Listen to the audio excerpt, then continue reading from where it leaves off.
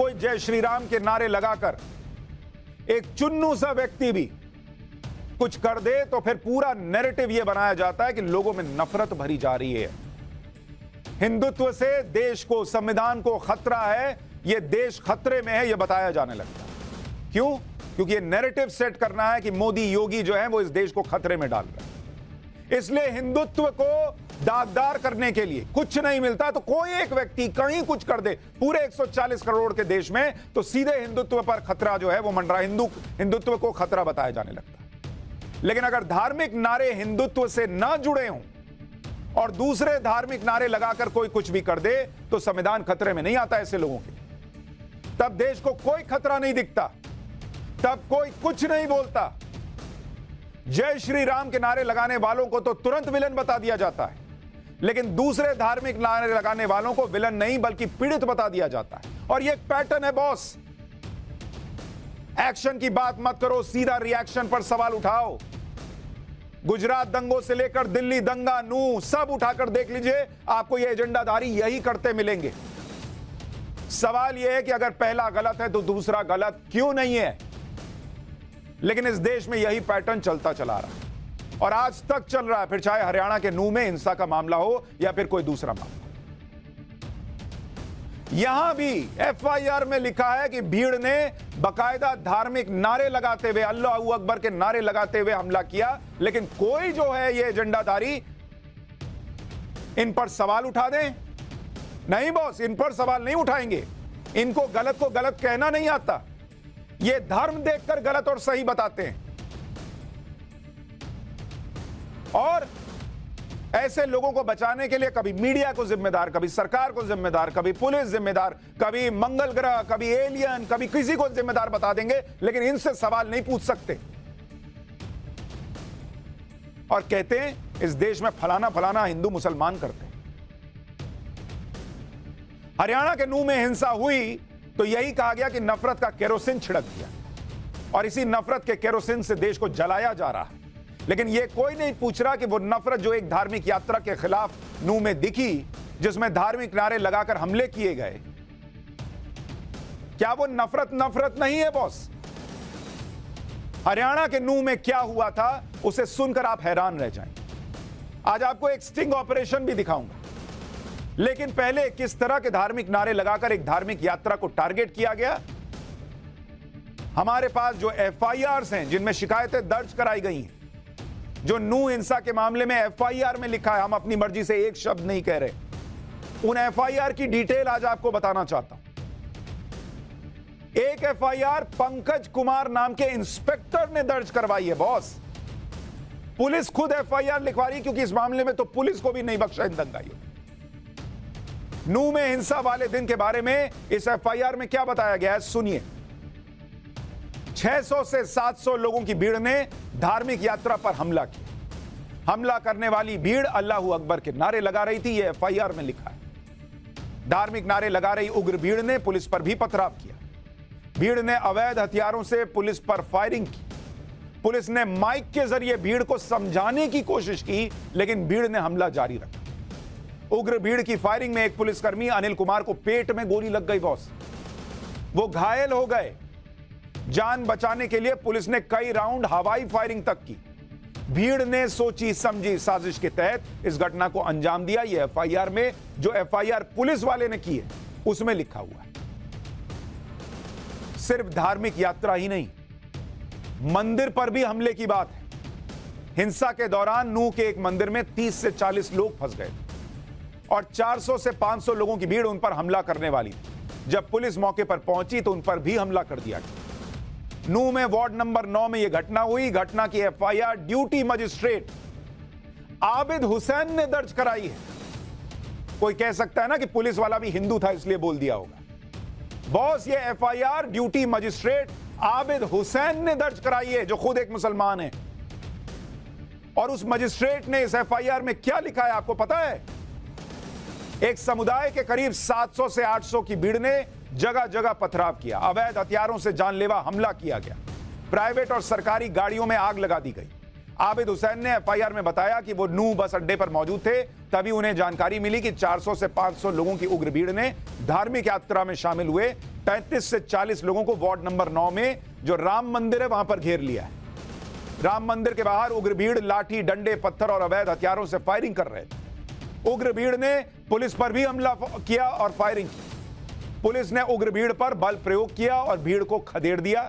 इसके बाद मंदिर में बंधक बने लोगों को बाहर निकाला जा सका, मानो जैसे भगवान ने खुद मंदिर में शरण लिए भक्तों को बचाया हो। लेकिन यह एफआईआर आबिद हुसैन नाम के मजिस्ट्रेट ने लिखवाई और वो खुद बता रहे हैं कैसे मंदिर के अंदर लोग फंस गए थे। जिस मंदिर से धार्मिक यात्रा शुरू हुई थी उस मंदिर पर पहाड़ियों से पथराव और फायरिंग की। यह नल्हड़ महादेव का मंदिर है जिसके बारे में कल हमने आपको बताया था। इस मंदिर से पहले एक रिपोर्ट देखिए, फिर आगे की एक एक जानकारी दूंगा और स्टिंग ऑपरेशन दूंगा। नूह में जो हिंसा हुई, वहां जो श्रद्धालु कलश यात्रा के लिए पहुंचे थे वो इसी मंदिर के प्रांगण में उन्होंने शरण ली और अपनी जान बचाई। चलिए देखिए, हम आपको कुछ तस्वीरें इसलिए यहाँ पर दिखाने लाए हैं क्योंकि ये वो पहाड़ी है, ये जो मंदिर है, पहले मेरे पीछे ये जो मंदिर आप देख रहे हैं ये वही प्राचीन नलेश्वर महादेव मंदिर है। बहुत ही महत्ता इस मंदिर की है। हर साल हजारों की संख्या में न सिर्फ हरियाणा से बल्कि दूर दराज से भी जो श्रद्धालु हैं इस मंदिर में कलश यात्रा के लिए आते हैं। और जरा इन कलश की भंडार आप देखिए, ये कितने सारे कलश यहाँ पर देखिए अब रखे हुए हैं क्योंकि कलश यात्रा के दौरान जो श्रद्धालु यहाँ पर आए वो इतनी अफरा तफरी मच गई कि वो तमाम जो कलश है वो यहीं पर अभी रखे हैं। बहुत सारे कलश ऐसे भी हैं जो देखिए यहाँ पर टूट भी गए हैं क्योंकि जाहिर तौर पर जो अफरा तफरी यहाँ पर मची उसके बाद हालात ऐसे हो गए थे कि लोग अपनी जान बचाने के लिए लगातार प्रार्थनाएं कर रहे थे। लेकिन यहाँ पर अगर हम थोड़ा सा और आगे आए तो मैं दरअसल आपको जो दिखाना चाहती हूँ वो है ये पीछे की पहाड़ियाँ। ज़रा यहाँ पर अगर मेरे विजय मृत्युंजय आपको दिखा पाए, क्योंकि हमने जो यहाँ के लोगों से, यहाँ के पुजारी से भी बात की तो उन्होंने यही बताया कि ये जो पहाड़ है, क्योंकि ये जो मंदिर का छत है इससे बिल्कुल बगल में ही है, यहाँ से इतनी आसानी से आप यूँ समझिए कि इसी तरफ से जो पत्थरबाजी हो रही थी वो लगातार हो रही थी और फायरिंग भी हुई। ये जो एकदम मंदिर के छत से सटा हुआ जो ये पीछे की पहाड़ी का हिस्सा है जो मेरे ठीक पीछे आप देख पा रहे हैं, इसी पहाड़ से वो गोलीबारी भी हुई, गोलियाँ भी चली और साथ ही साथ पत्थर भी फेंके गए। नूह के जिस नल्हड़ महादेव मंदिर में श्रद्धालुओं पर हमला हुआ था वहां का एक वीडियो भी आपको दिखाता हूं। नल्हड़ मंदिर 3 तरफ से पहाड़ियों से घिरा हुआ, जहां से श्वेता अभी आपको रिपोर्ट दिखाई। ये पहाड़, वहां उपद्रवियों ने मंदिर को घेर लिया था यारों, गोलीबारी हो रही थी। इस वीडियो में पुलिस की मौजूदगी में फायरिंग की आवाजें आ रही। पुलिस लोगों को किसी तरह से यहां से निकाल रही है। एक वायरल वीडियो है, हम वीडियो की पुष्टि तो नहीं कर रहे, लेकिन इस वीडियो में क्या दिखता है आप उसको जरूर देखिए और पुलिस इस वीडियो की जांच भी कर रही है। और ये एक भाई हमारा गोली मार दी है पुलिस प्रशासन ले जाती हुई। ये देखो भाई, ये पहाड़ है, पहाड़ों से घेरते हुए ये गोली फायरिंग होती हुई,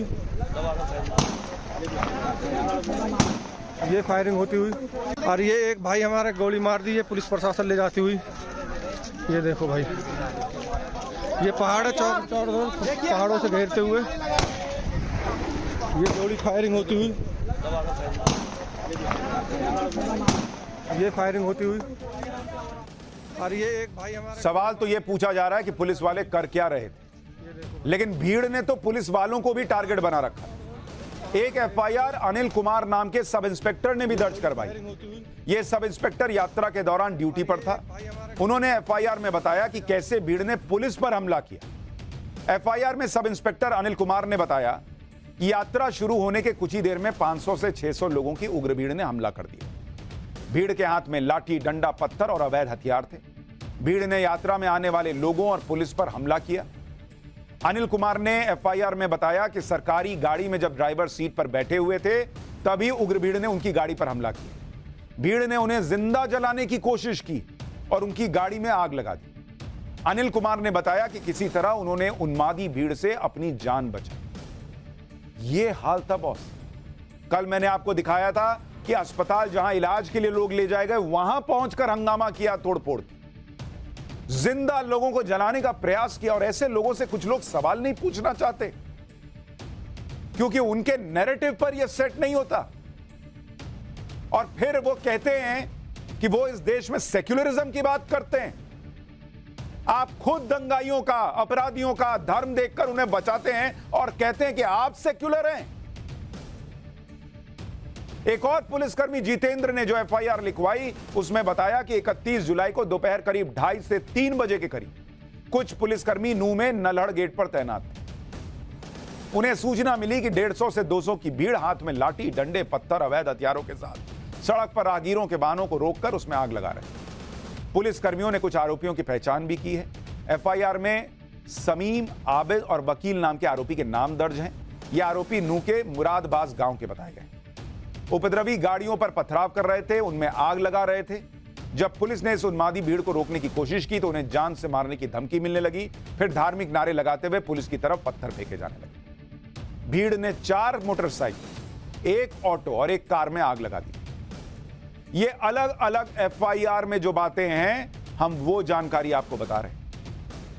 आप सोचिए कि यह भीड़ कितनी हिंसक रही होगी कि यात्रा पर हमला करने के बाद भीड़ ने नूह के साइबर थाने पर हमला कर दिया।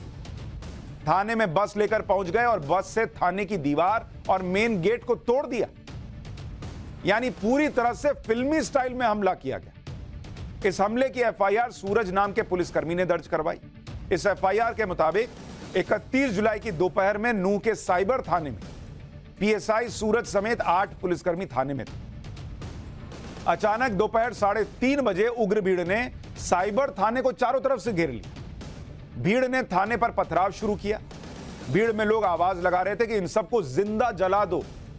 जब भीड़ ने हमला किया उस वक्त 2 पुलिसकर्मी भीड़ से अपनी जान बचाते हुए थाने के अंदर आए। दंगाइयों ने पीले रंग की एक बस से साइबर थाने की दीवार और मेन गेट को तोड़ दिया। भीड़ ने कुछ दंगाइयों ने थाने की दीवार और छत पर चढ़कर अवैध हथियारों से पुलिस पर फायरिंग भी की। जान बचाने के लिए पुलिस वालों को दीवारों के पीछे छिपना पड़ा। भीड़ को भगाने के लिए पुलिस ने टीयर गैस गन का इस्तेमाल किया। भीड़ से जान बचाने के लिए पुलिस ने 100 राउंड हवाई फायरिंग भी की। भीड़ ने थाने के बाहर खड़ी गाड़ियों में आग लगा दी। थाने के अंदर खड़ी गाड़ियों में भी तोड़फोड़ की। कुछ गाड़ियों में आग लगा दी गई। थाने से 2 plastic cooler, 1 inverter, 1 battery, 1 laptop और एएसआई के पर्स से उनका आधार कार्ड और 5000 रुपए भी लूट के ले गए। थाने की छत पर रखी पानी की टंकियों को तोड़ दिया। इसी दौरान भारी संख्या में पुलिस फोर्स आ गई, जिसके बाद